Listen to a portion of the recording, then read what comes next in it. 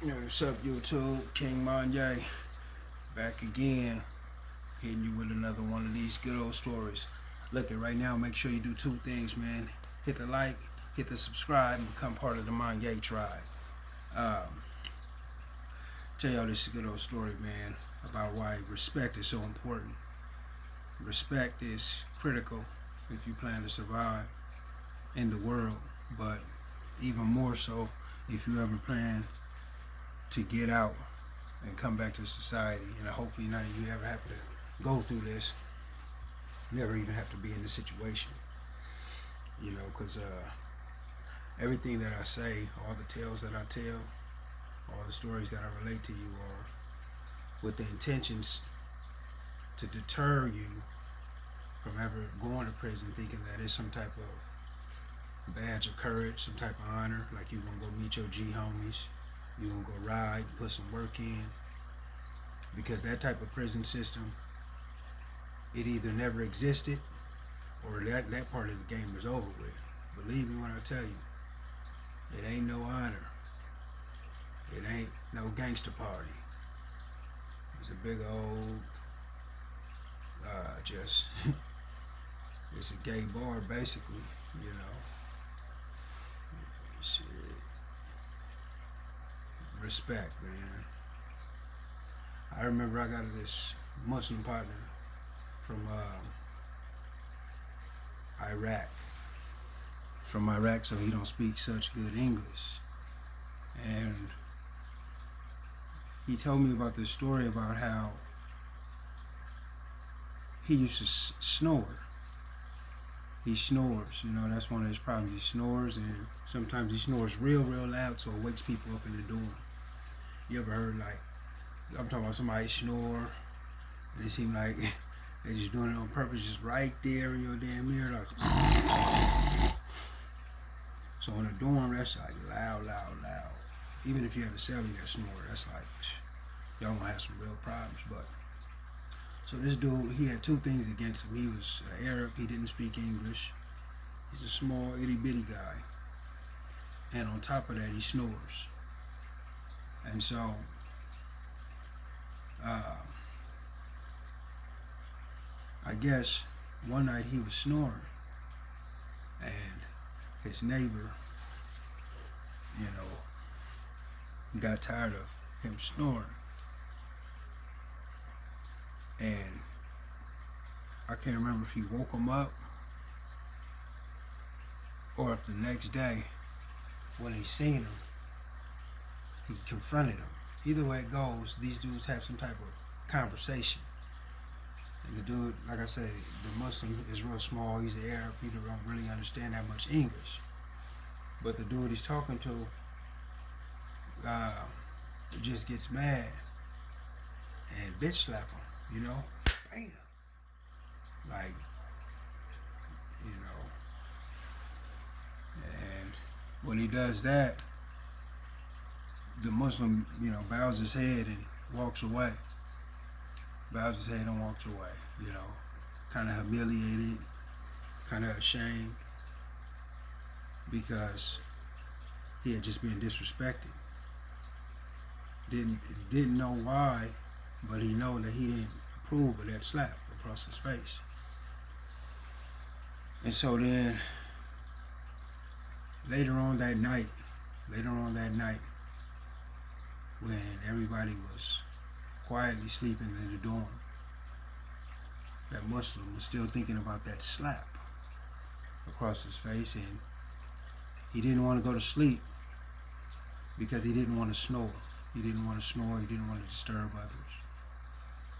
But the more he thought about that slap across his face, the more he knew that, he wouldn't be able to live with himself knowing that another man slapped him. And so, in the dorms, most of the dorms, but this particular dorm, they have microwaves. And so, he went and drank him a cup of coffee. And just decided he'll stay up all night. But as he drank that cup of coffee, he formulated a plan when everyone was asleep. And matter of fact, he formulated his plan and he put his plan into action right there. He went and got a big old bowl and filled it up with water. Put it in the microwave and turned it on for 12 minutes. Turned it on, and he went and he put on his mitts, put on his gloves that are made for the cotton wool, they're made for the snow. You know, this little guy, about 5'2", 5'4". And he grabs the bowl out the microwave and he holds it with his hands as he walks down the hallway late at night. And he walks by that man's bed who slapped him earlier that day. And he walks closer to that man's head and he just says Bismillah, and he throws and pours all that water, hot scalding water, on that man's head. That man woke up screaming, the loudest scream you would ever heard. A scream from the deeps, the bowels of his soul, you know, I'm told. He screamed so loud that he went into shock. Went into shock, passed out right there on the spot. And this dude who did this, who poured this water on him, he didn't really understand the language, but he understood disrespect. You know, he understood he had been disrespected. He didn't have many friends. He didn't have many, you know, nobody to protect him and things like that, of that nature. I mean, of course, he had the other Muslims, you know, that would look out for him. But this was such a shameful matter where maybe he didn't even feel comfortable telling people about it. But it was after he did that, you know, that he earned himself some type of reputation of somebody who would fight back or defend his honor. And it's situations like that, man, where one to find himself placed in. You know, you can find yourself in a situation where you never thought could have happened, you never imagined it would have happened, but yet it happens. And how would you respond? What would you do? You know, especially if all odds are against you. Say you're in a foreign land and you don't understand these type of concepts. So respect is key in prison. That dude, I don't believe he died, but he went into shock. And what's his name is still in prison right now. Hopefully he'll be getting out soon. But now I was just thinking of that right now. It's late at night. I'm just thinking of that, man. Imagine that, you know. Somebody probably saying, I would have killed him, I would have did this, I would have did that. But hot boiling water thrown on your face in the middle of the night.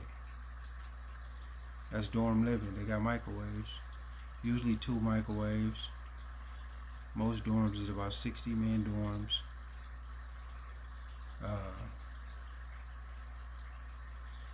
It just depends where you at, man. But yeah, I say all this to say this, man. You don't want to put yourself in a place where you start to become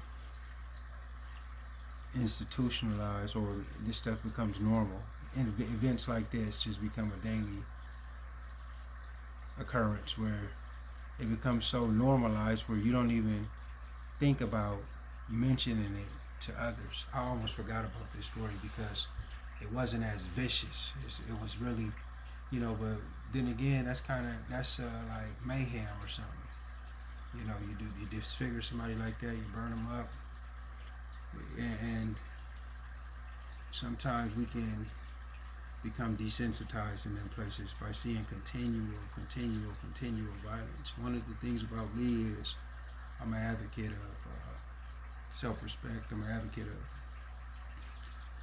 mental wellness, you know, and a lot of these things that we experience inside them walls do cause severe type of mental illness, man.